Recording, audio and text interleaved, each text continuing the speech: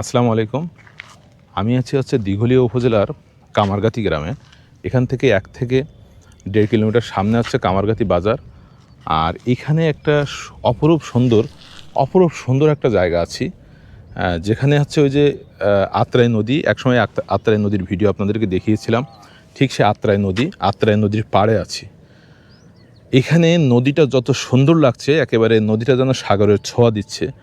নদীতে অনেকে নৌকায় মাছ ধরছে। ঠিক নদীটা যতটা সুন্দর লাগছে তার চেয়ে ভয়ঙ্কর অবস্থা হচ্ছে এই জায়গাটার। এই জায়গার রাস্তাটা এত বেশি খারাপ অবস্থায় আছে যে কোনো মুহূর্তে এই জায়গায় বড় একটা দুর্ঘটনা ঘটে যেতে পারে। এখানে অবশ্যই মানে জি ব্যাগ দেওয়া আছে, যথেষ্ট পরিমাণে এখানে চেষ্টা করছে যে এটা যেন বড় ক্ষতির সম্মুখীন না হয়, সে কারণে যথেষ্ট পরিমাণ চেষ্টা করছে। তারপরেও আল্লাহই ভালো জানে, আল্লাহই মানুষকে নিরাপত্তা দিবে বা আল্লাহ ভালো একটা ব্যবস্থা করে দেবে। যে এখানে কি অবস্থা হবে সেটা বলাই যাচ্ছে না। দেখেন জিব্যাগ দেওয়া আছে, তারপরে রাস্তার এইখানে চিত্রটা হচ্ছে এই হচ্ছে নদীর ঠিক এই পর্যন্ত কিন্তু পানি উঠছে, উঠছিল। এখন হচ্ছে নদীতে ভাটা সরছে, যে কারণে এখানের অবস্থা মানে এখন হচ্ছে ভাটা সরছে, যেখানে এখন একটু পানি কম আছে। অসম্ভব সুন্দরের মাঝে যে ভয়ঙ্কর কিছু থাকে তা এখানে আসলে দেখা যাবে। এখানে যেটা দেখছি যে এইখানে কিন্তু নদীর পানি এই পর্যন্ত উঠছিল এবং এখান থেকে পানি কিন্তু ওভারটেক করে ঠিক ওভারফ্লো হয়ে কিন্তু এখানে একটু গেছে। এটা দেখে সেটা বোঝা যাচ্ছে নদীর পানি কিন্তু ঠিক এই পর্যন্তও ছিল। তবে এখানে একজন আমাকে বলল যে আপনি সামনে গেলে আরও ভয়ঙ্কর কিছু দেখতে পারবেন। তার মানে হচ্ছে এই সামনে কিন্তু মমিনপুর, ওইখানে হচ্ছে মমিনপুর, আর এখানে হচ্ছে কামারগাতি বাজার এই পাশে। এইখান থেকে সামনে যাব, মানে ওইখানে গেলে নাকি আরও ভয়ঙ্কর। তা আমি সামনে এগিয়ে যাব, আপনাদের দেখাবো এই জায়গার চিত্রটা যে কতটা ভয়ঙ্কর। এখানের মানে নদীর পাড়ের দৃশ্যটা কতটা ভয়ঙ্কর সেটা আপনাদেরকে দেখাবো। এখানে কিন্তু সব কিছু জিব্যাগ দেওয়া আছে যেন ভেঙে না যায়, সে কারণে জিব্যাগের ব্যবস্থা করা আছে। আর এখান থেকে আমি সামনে আপনাদেরকে এগিয়ে দেখাবো যে এই জায়গার মানে এর সামনে নাকি আরও ভয়ঙ্কর কিছু আছে। আর এই জায়গায় যাচ্ছি তখন কতটা ভয়ঙ্কর অবস্থা সেটা আপনাদের দেখায়। খুবই খারাপ অবস্থা, এখানে যানবাহন ঠিকঠাক মতো চলাচল করতে পারে না। তবে স্থানীয় জনসাধারণ বা জনগণ যারাই আছেন না কেন, তারা কিন্তু এখানে যথেষ্ট পরিমাণ প্রতিরোধ গড়ে তুলেছে এই জায়গাটা।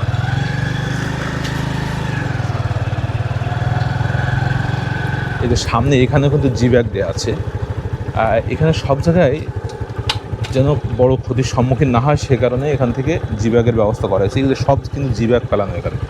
তারপরেও এখানে অবস্থা খুবই ভয়াবহ।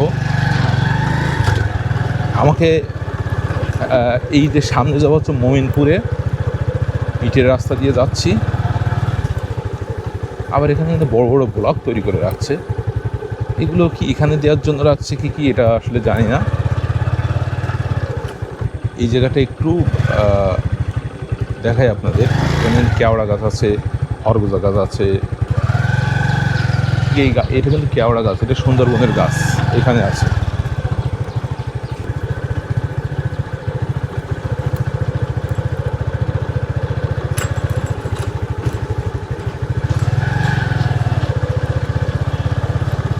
এইখানে একটা কল আছে,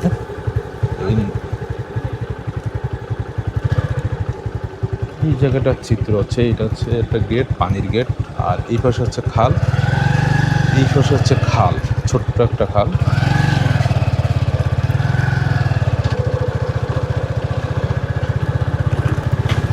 আমি এই পাশে আসলাম, এই পাশটা হচ্ছে মমিনপুর। এটা কিন্তু দিঘলিয়া উপজেলার মধ্যে। আর পিছনে রেখে আসলাম কামারগাতি।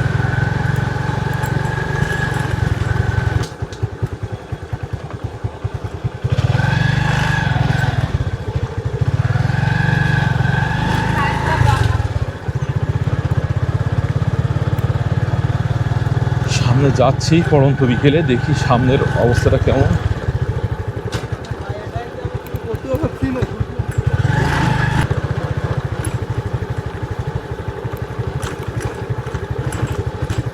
ইটের সোলিংয়ের রাস্তা দিয়ে সামনে এগিয়ে যাচ্ছি।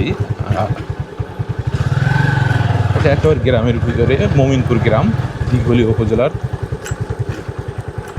এই এলাকার মানুষের প্রধান জীবিকার উৎস হচ্ছে কৃষিকাজ এবং মৎস্য চাষ করে কিন্তু এই এলাকার মানুষ জীবিকা অর্জন করে।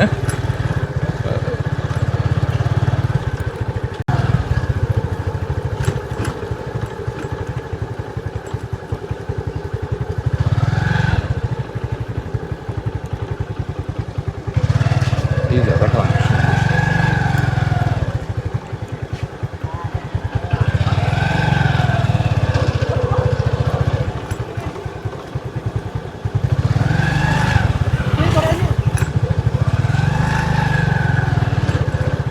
এই নদীর পাড়ে ঘুরতে যতটা ভালো লাগে, আবার চিন্তাও হয় যে নদী ভেঙে কখন না এই এলাকাটা প্লাবিত হয়।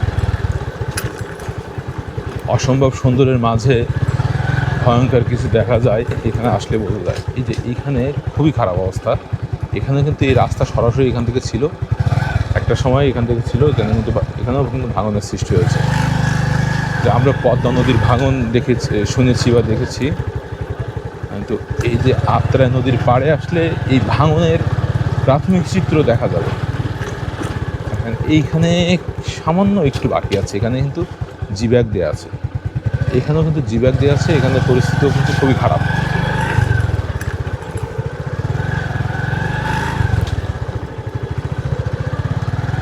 এখানের অবস্থাটা হচ্ছে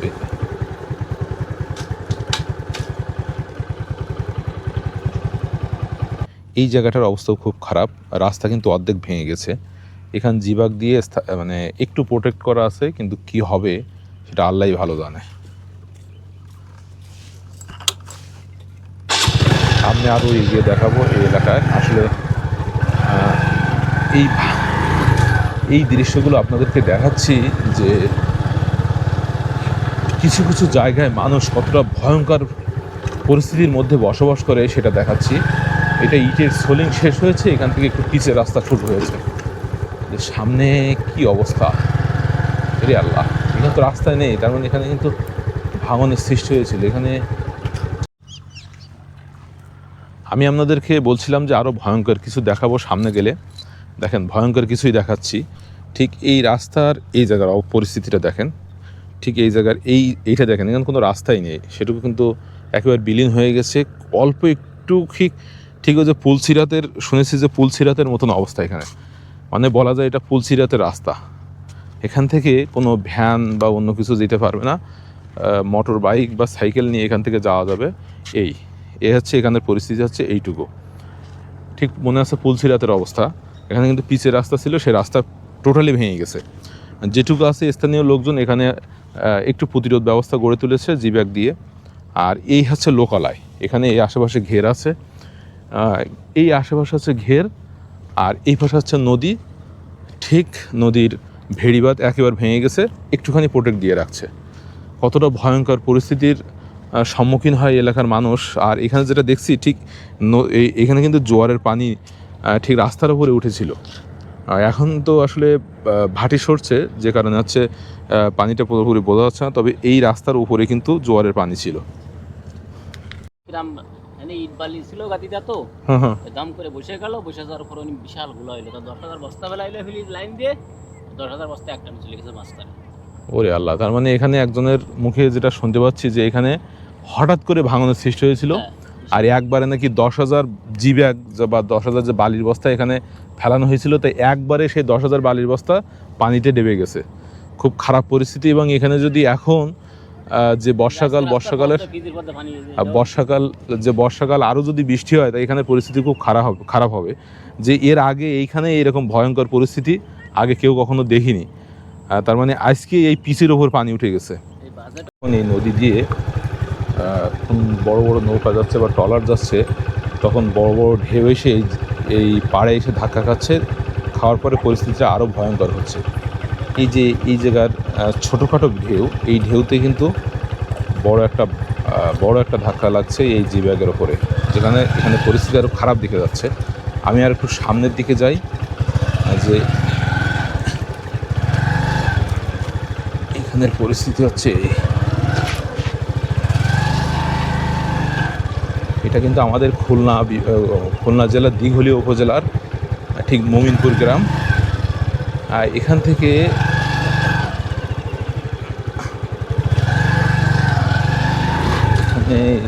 এই হচ্ছে এখানে পরিস্থিতি।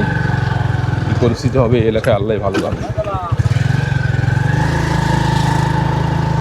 তবে এটা পার হওয়ার পরে এই জায়গা কিন্তু এটা পার হওয়ার পরে এখানে দেখে মনে হচ্ছে না যে ওখানে কোনো ক্ষতি হয়েছে।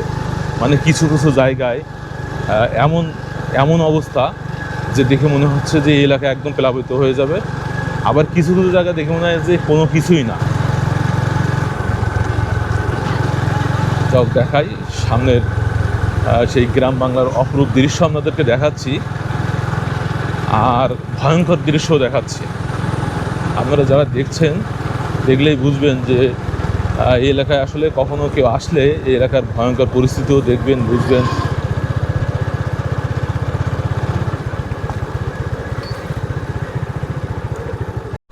ছোট্ট একটা বাজার, মমিনপুর বাজার।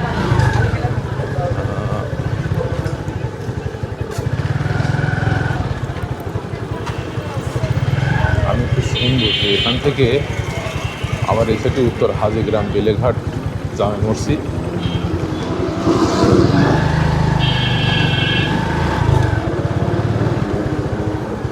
জানি না যে এই রাস্তা দিয়ে সামনে কোথায় গেছে, কিছুই বলতে পারবো না, শোনার দরকার। আচ্ছা, এই রোডটা কোথায় গেছে? পথের বাজার দিয়ে ইসে যাওয়া যাবে, এই দিঘলিয়া বারাকপুর তো যাওয়া যাচ্ছে। আচ্ছা, এই গ্রামের নাম কি? হাজিগ্রাম, আর ওই সাইডে মমিনপুর। আচ্ছা, এটা হচ্ছে হাজিগ্রাম। এখান থেকে পথের বাজার যাব, যেটা দিঘলিয়া উপজেলার মধ্যে। তারপরে ওখান থেকে বারাকপুর যাওয়া যাবে। পথের বাজার আসলে একদিন আসছিলাম,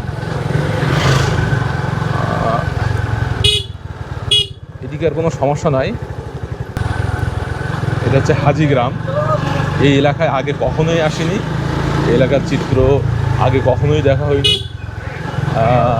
দিঘলিয়া উপজেলার মধ্যে ঘুরছি। এখানে কিন্তু কোনো রিস্ক নাই, তবে যে জায়গাটা দেখাচ্ছিলাম ওইখানে যদি কখনো ভাঙনের সৃষ্টি হয়, এই এলাকার মানুষও ক্ষতিগ্রস্ত হবে।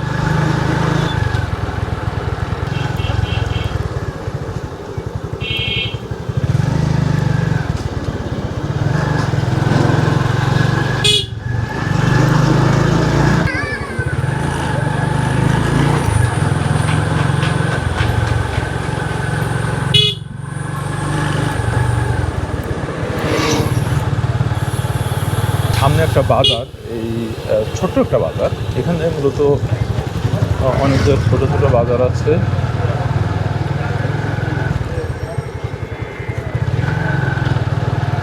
হচ্ছে ফুলের বাজার। শাপলা, বাংলাদেশের জাতীয় ফুল শাপলা বিক্রি করে। ছোট্ট বাজার এটা আসলে যে গ্রামের ভিতরে ছোট একটা মোড়ে যেমন বাজার হয় সেরকম ধরনের। এখান থেকে দৌলতপুর হচ্ছে 5 কিলো, আমাদের খুলনার দৌলতপুর এখান থেকে 5 কিলো।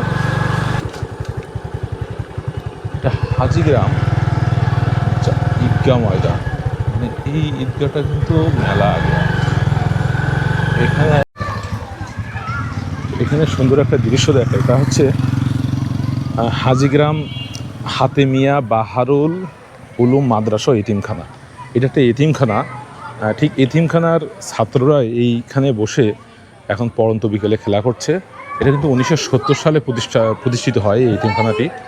অনেক বড় একটা জায়গা নিয়ে এতিমখানাটি প্রতিষ্ঠিত হয় ঠিক ঈদগার মাঠে। এবং দেখলাম এই ঈদগাহটাও কিন্তু অনেক আগের। এই ঈদগার মাঠে ঠিক জান্নাতের পাখি, মানে কোরআনের পাখি যারা আছে তারা এখানে খেলাধুলো করছে। এখানে দেখতে অনেকটা সুন্দর লাগছে। এই চিত্রটা কিন্তু অনেক সুন্দর লাগছে। এটা হচ্ছে পথের বাজার।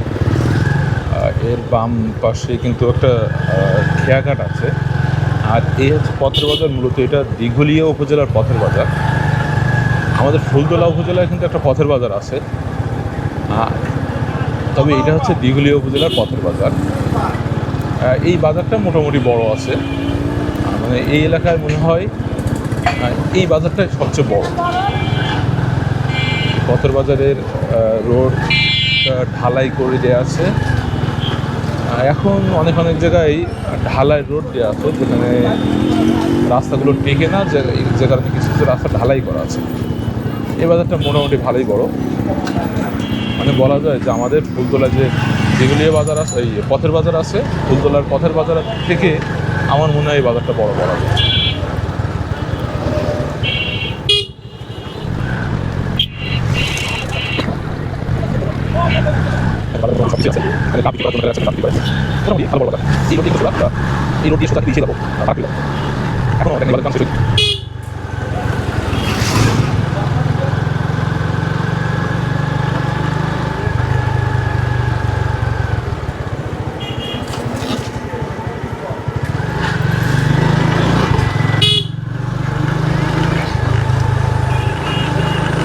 এই যে বাজার শেষ হলো প্রায়, না তারপরেও বলা যায় না যে এখানের বাজার শেষ হয়েছে, এখনো পর্যন্ত আছে।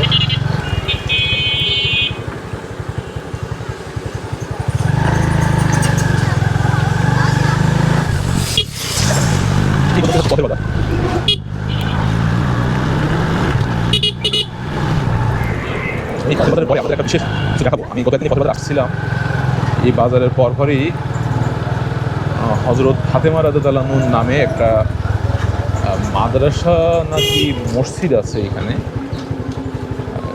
সেই জায়গাটা আপনাদের দেখাবো। বাজার এখানে একটা ছোট্ট বাজার, এটা হচ্ছে বাঁশের হাট, বাঁশের হাট বটতলা। এই বাজারটার নাম হচ্ছে বাঁশের হাট বটতলা। এখানে ঠিক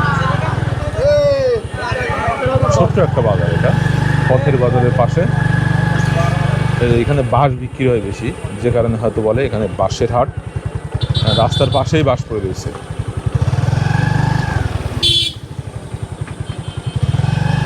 যেখানে দেখেন যাদের বাঁশ কেনা প্রয়োজন তারা এখানে আসতে পারে, কারণ এখানে জায়গাটার নামই বাঁশের হাট। বাঁশ কেনার জন্য মনে হয় এখানে সুলভ মূল্যে বাঁশ পাওয়া যায়, যেটা বোঝা যাচ্ছে। আর এই বাম পাশে ধান রোপণ করা হয়েছে, বর্ষার মৌসুমে যে ধান, সেই ধানটা রোপণ করা হয়েছে। এখানে একটা বিষয় দেখাই, সেটা হচ্ছে দিঘলিয়ার সাথে খুলনা জেলার সংযোগের জন্য যে ব্রিজ নির্মাণ করা হচ্ছে, অর্থাৎ দিঘলিয়া যে সেতু ভৈরব নদীর ওপর দিয়ে, সেই সেতুর কাজ চলছে। সেতুর কাজ হচ্ছে চলমান, খুব ধীর গতিতে চলছে। এইখান দিয়ে সেতুটা হবে। এই যে আপনারা দেখছেন, এই সেতুর কাজ চলছে ঠিক এই যে,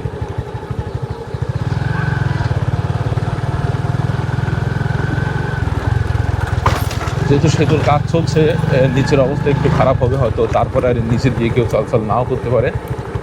এই দেখেন এই সেতুর পিলারগুলো, এই যে সেতুর পিলারগুলো দেখা যাচ্ছে, এই পিলারগুলো দেখা যাচ্ছে, এই পিলারগুলো কিন্তু এর ওপর দিয়েই যদি আল্লাহ বাঁচায় রাখে, তাহলে এর ওপর দিয়ে আমরা চলাচল করতে পারবো।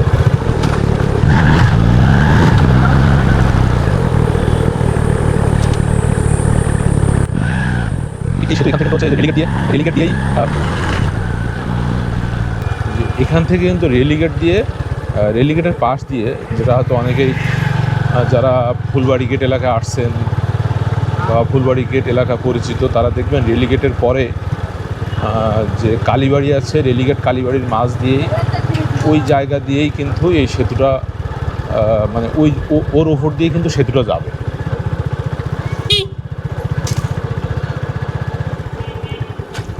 এই যে ভৈরব নদীর তীরে চলে আসলাম, এইখান থেকেই সোজা রেলিগেট দিয়ে, এই যে এখান থেকে সোজা নদীর ওই পারে। আর এখানে কিন্তু ফেরি চলাচল করে, রেলিগেটে কিন্তু আর ফেরি এখন হয়তো পাবো না।